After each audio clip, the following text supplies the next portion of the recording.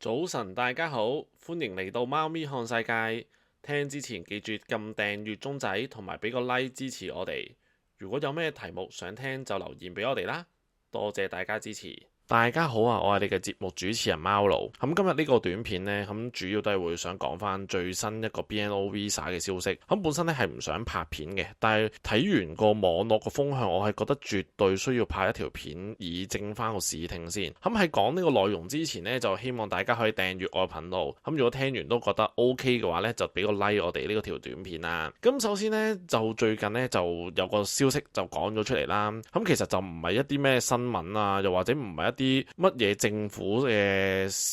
消息內容啊，咩或者一啲報章，即係可能係咪 BBC 定係 Sky News 無啦啦講話咩根據消息人士透露呢一啲都唔係，係關於一個 MP 去對，應該就係之前好多香港人去查詢啊嘛，好多人都去問翻究竟BNO Visa 係咪會根據呢個白皮書嘅內容變成10+1，而有 MP終於回覆，咁而回覆嘅內容呢，相對地嚟講係好正面嘅，即係話佢首先對現有嘅 BNO Visa 嘅人士夠講冇呢個追溯期啦，但係有機會喺26年4月呢，咁個 BNO Visa 就會改啦。咁詳細嘅內容個重點呢，就喺呢度，詳細嘅內容呢，其實可以大家睇翻相關嗰個回覆都冇問題。咁當然有好消息有壞消息啦，如果就咁聽落去，好消息嘅就係如果而家已經申請咗簽證嘅人士，如果根據佢嘅講法就係冇影響，但係新申請嘅人士咁咪即係有影響啦，即係 BNO Visa 會改制啦。但係去到呢個 moment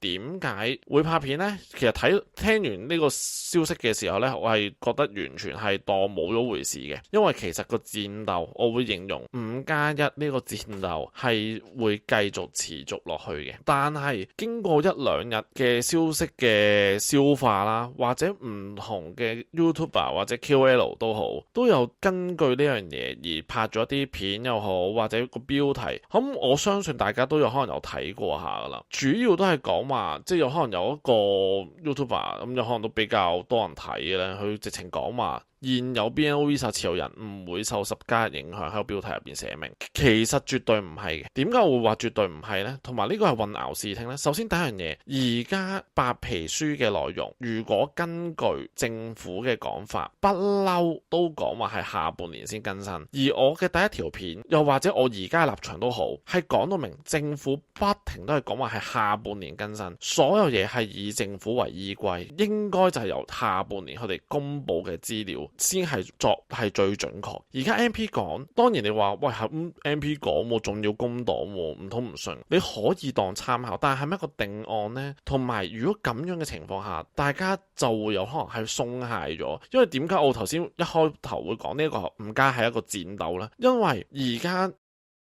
大家好，我係你嘅節目主持人貓奴。今日咧係會講呢個 BNO Visa 嘅消息更新。咁如果預期講呢個話係 BNO Visa 消息更新，我會更加會講呢一段片係需要正視聽嘅一條片嚟。咁喺講之前呢，希望大家可以訂閱我嘅頻道，同埋俾個 like 我哋嘅短片。咁首先點解我會講正視聽先？咁其實呢，本身呢個消息出之前呢，係從來冇諗過會因為呢樣嘢而拍片嘅。咁但係呢，呢個消息一出之後呢，經過1日或者2日到啦，咁大家喺度傳閱咗之後呢，發覺成個網絡個風向好似都幾唔同，同埋大家嗰個心態好似轉變得都幾勁，咁所以呢，一定要出一個短片而以正翻個視聽，同埋要俾大家都係有警惕先。首先，如果大家有可能係喺英國嘅香港人啦，即係揸住緊 BNO Visa 嘅持有人，我諗都大致上喺唔同嘅群組都會睇過呢個新聞或者呢個消息啦。其實佢唔係新聞嚟嘅，首先就係應該有香港人去揾唔同嘅 MP 啦，我都幾深信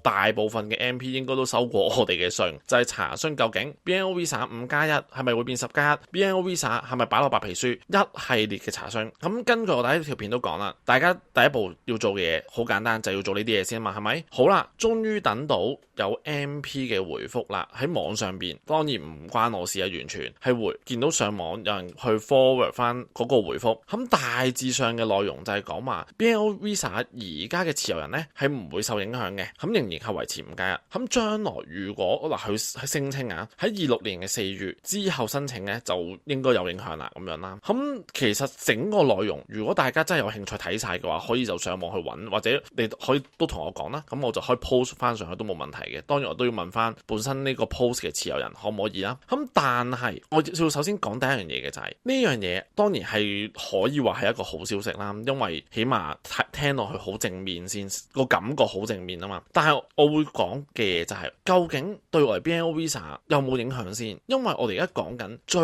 緊要嘅地方就係政府嘅態度先係最緊要嘅。當然你可以話喂 MP 其實佢仲係工黨嘅 MP，某程度上佢嘅回覆都係有一定嘅根據啩，呢個係掛啫。因為要留意翻，從來政府宣布都係話要喺今年嘅下半年先會有對成個白皮書有可能仔細嘅內容啦，甚或我哋究竟 BNO Visa 受唔受影響，都係講明要喺下半年先會公布。咁而家呢個消息純粹只不過係 MP 嘅回覆嘅啫，並唔代表有可能係咪 Home Office 又好，究竟白皮書嘅資料係咪有更新又好，絕對唔係。所以如果首先我會形容而家 BNO Visa 5加呢個係一個係戰鬥嚟嘅。點解呢？因為呢個係要俾政府睇得到我哋嘅民意所向，我哋係有幾着緊呢一件事。因為如果我哋當然啦，你話有可能我哋繼續唔查詢，繼續坐喺度乜都唔做，其實政府坦白講點解會理我哋呢？呢個係我嘅分析，即係簡單啲講，咁係咪直接將我哋包埋落白皮書度咪搞掂咯？咁做乜要煩呢？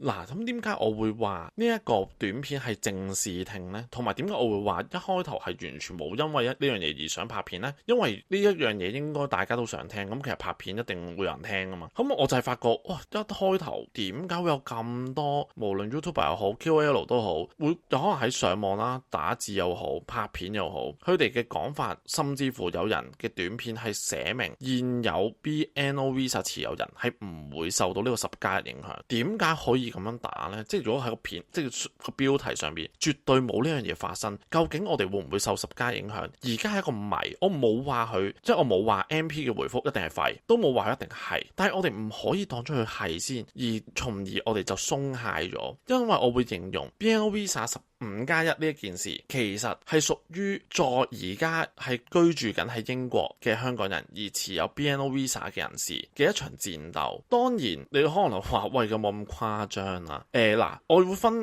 唔同嘅人士先。如果講明嘅，有可能我係好有錢嘅，係好似波叔咁樣嘅，佢咪發表一啲言論，喂，大佬10+1有咩問題啊？你哋呢班人真係唔捱得啦！你睇下上一代幾捱得，即係講呢啲言論嘅話，咁其實同想當年劉鳴煒講話，即係去少幾次日本，咪可以買到樓咯。其實係真嘅，因為喺佢哋嘅世界入邊，其實佢有可能真係去少幾次日本，佢有可能每次去日本都使過百萬噶啦。咁講真，你去少幾次日本，真係買到樓嘅喎。咁波叔有可能都講得啱啊。喂，咁點解咁唔捱得啫？我都係喺英國吃喝玩樂，同埋有可能住緊大屋，全部家聲名牌，咁又唔需要揾食，咁拍 YouTube 享受下人生，咁咪過到啲時間咯。同埋就算將來去 B 又好，乜嘢都好啦，因為我唔使翻工噶嘛，咪自己學。就算我本身英文唔得，咪學到得為止咯，大把時間。甚或政府最後唔理10+又好，15+又好，幾多加都好啦，佢唔咪隨時拍攞到走咯，因為大把錢噶嘛。我而家係講緊，如果你哋聽緊呢個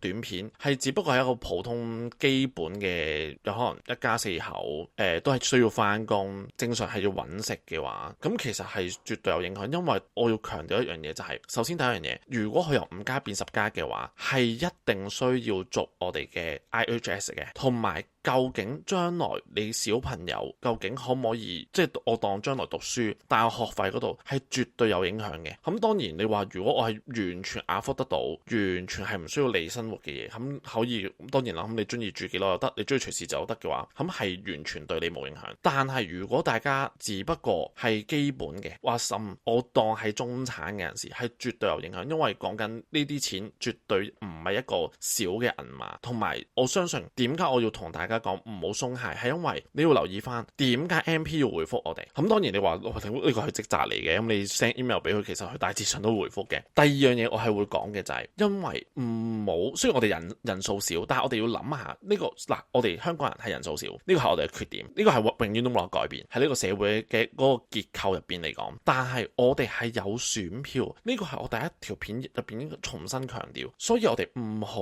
暫時呢一刻睇完某一啲 YouTube 或者睇完某一啲標題，睇完某一啲文章而作出一個定案。咁當然你話喂，咁唔係啊，我哋大家睇完都唔係有個定案，點解我會咁講？係因為我陣間都會將呢條 link 會擺埋落去條短片入邊，係講緊而家。當然啦，我會覺得有可能過往有某一啲人爭取直接平權又好點都好，嗱呢啲我係唔會評論究竟係 work 定係唔 work，或者係究竟係做得好唔好。但係而家我講緊有一個新即係一個聯署，只不過係申請緊呢個 BNO Visa 嗰個條件係維持咗喎，大佬，即係維持係咪真係咁過分呢？絕對唔過分啦，係咪？但係你會睇得到而家簽署嘅人數係喺我哋香港人比例入邊嚟講係極之少，而截至到我而家拍片咁，希望當然啦，我有可能出完條片我又變咗燈神啦，佢有可能會唔會即刻爆起，我唔敢講。總之我而家截至我而家拍呢一條片嘅時候，聯署嘅人數只不過 around 2萬幾人啫，即係2萬幾千人，2萬幾千人。而家我用翻英國政府公布嘅數據，我哋申請 BNO Visa 嘅人士 around 去到19萬幾，接近20萬嘅人，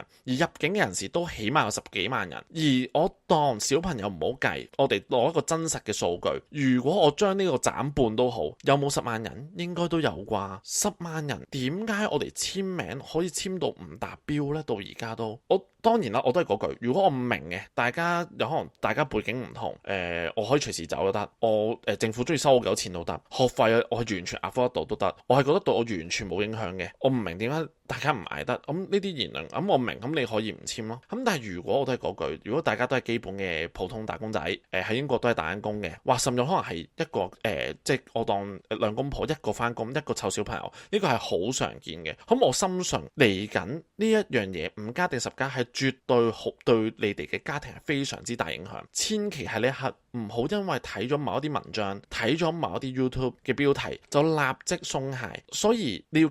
緊記嘅第一樣嘢就係一定要等到政府下半年公布。如果政府係正式公布白皮書嘅內容係有一個更新嘅，咁我當然就要睇佢更新係咪同呢個 MP 講嘅內容一樣啦。如果一樣，咁梗係皆大歡喜啦。但係個皆大歡喜只不過係對現有嘅 BNO Visa 嘅持有人。我要講明，我哋嘅最後嘅爭取要逐步嚟。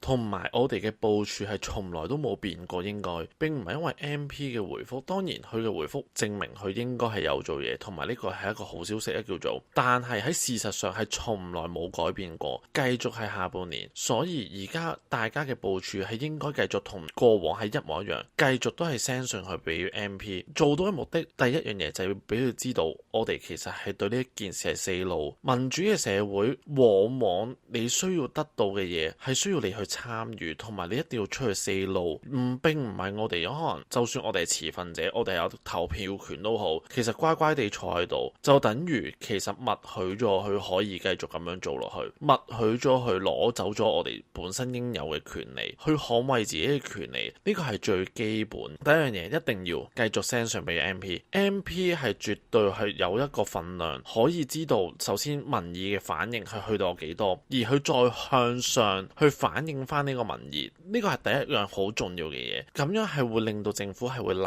即知道，其實佢如果硬推10+1，咁呢一度係會引發到有幾多嘅反力出嚟。變相如果我哋冇發表我哋嘅聲音，有可能 around 都得1-2萬人啫嘛。佢其實睇落去，有邊一個會重理你嘅意見？有邊一個會重視 BNO Visa 究竟5加定10+1？冇人會重視。佢其實到最後嗰一刻，有可能佢決定晒所有 Visa，佢見根本呢都冇民意嘅代表，佢其實真係可以講得上一句睇心情。同埋你要留意一樣嘢，喺民主嘅社會入邊，往往即係平等係非常之重要。你要諗一下，雖然我哋嘅 Visa 表面上成日都話乜嘢，我哋係道德 Visa 啊咩，總之係同其他 Visa 係唔同嘅，但係咪話係一個簽證，同埋政府已經有多番暗示過，佢哋係需要公平，佢哋做任何政策係需要公平。呢一點其實係好緊要，所以我哋更加要同佢講，我哋首先第一樣嘢，BNO Visa 係一個道德得嘅 visa。第二樣嘢 BNO 呢樣嘢係本身已經係需要有呢個歷史係有個問題，難聽啲講句或者直接啲講句，係想當年英國政府去改例而引致到今日嘅問題仍然存在。